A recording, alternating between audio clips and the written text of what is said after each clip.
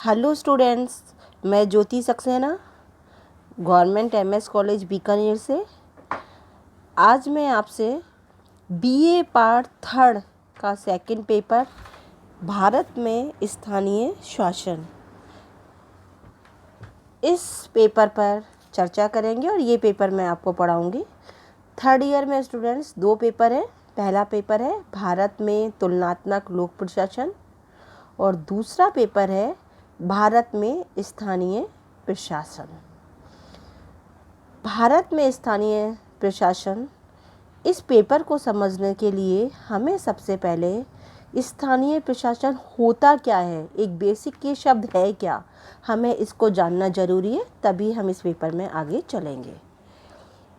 भारत बहुत बड़ा देश है और यहाँ पर स्थानीय स्वशासन की अपनी ही एक महत्वपूर्ण उपयोगिता है। केंद्र में केवल 10-15 लोगों से देश के शासन को नहीं चलाया जा सकता। सही तरीके से तो शासन हम तभी चला सकते हैं जब आम जनता की उसमें भागीदारी हो, यानी आम जनता को उससे प्रत्यक्ष रूप से जोड़ा जाए। भारत में लोकतांत्रिक विकेंद्रीकरण की अवधारणा के तहत सत्ता का विकेंद्रीकरण किया गया है, यानी केंद्र स्तर, राज्य स्तर और स्थानीय स्तर। केंद्रीय सरकार केंद्र का शासन चलाती है, राज्य सरकार राज्य का शासन चलाती है और स्थानीय सरकार स्थानीय स्वशासन को चलाती है। स्थानीय स्वशासन का संबंध एक ऐसी व्यवस्था से है जो किसी स्थान विशेष से संबंधित होता है और उस स्थान विशेष के जब निवासियों द्वारा वहाँ का शासन चलाया जाता है तो वो स्थानीय स्वशासन कहलाता है।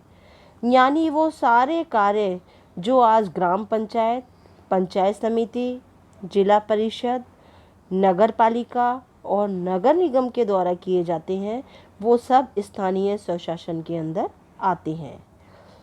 क्योंकि स्थानीय जनता स्थानीय समस्याओं को अच्छी तरीके से समझ पाती है और ये कहा जाता है कि स्थानीय जनता स्थानीय समस्याओं का समाधान करने में सक्षम होती है।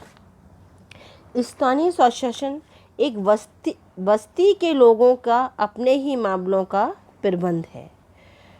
स्थानीय शासन राज्य सूची का विषय है, इसलिए राज्य सरकार अपने राज्य में जैसा चाहे वैसा स्थानीय शासन अपना सकती है। स्थानीय स्वशासन स्थानीय स्तर पर निर्णय करने वाली और उसको क्रियान्वित करने वाली एक सत्ता है। स्थानीय शासन और स्थानीय स्वशासन दो अलग अलग चीज़ें हैं।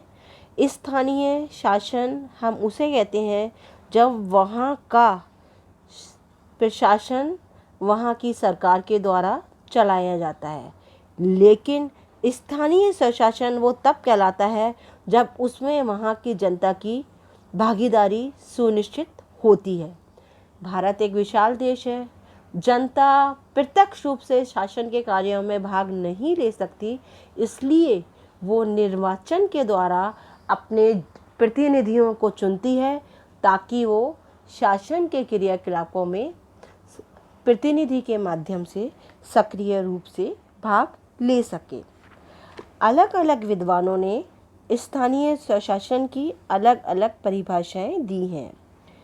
गिल क्राइस्ट का कहना है कि वो अधीनस्थ संस्थाएं हैं, लेकिन एक सीमित क्षेत्र में इन्हें कार्य की स्वतंत्रता होती है।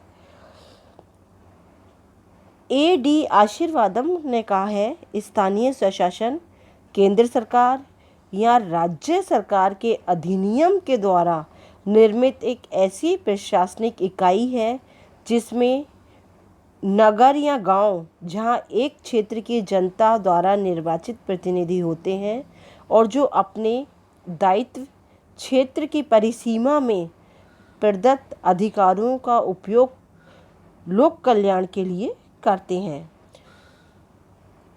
कुछ विद्वानों का कहना है कि स्थानीय सरकार का अर्थ है एक गांव का, एक कस्बे का, एक शहर का या एक छोटे से राज्य का शासन, जो स्थानीय निवासियों का प्रतिनिधित्व करता है तथा उसके पास अपने पास स्वायत्तता रखता है, अपने राजस्व का एक बहुत बड़ा भाग खुद स्थानीय करों के रूप में इकट्ठा करता है, अपनी आय को स्थानीय कार्यों में खर्च करता है तथा जो राज्य और केंद्र सरकार के कार्यों से अलग अलग होता है।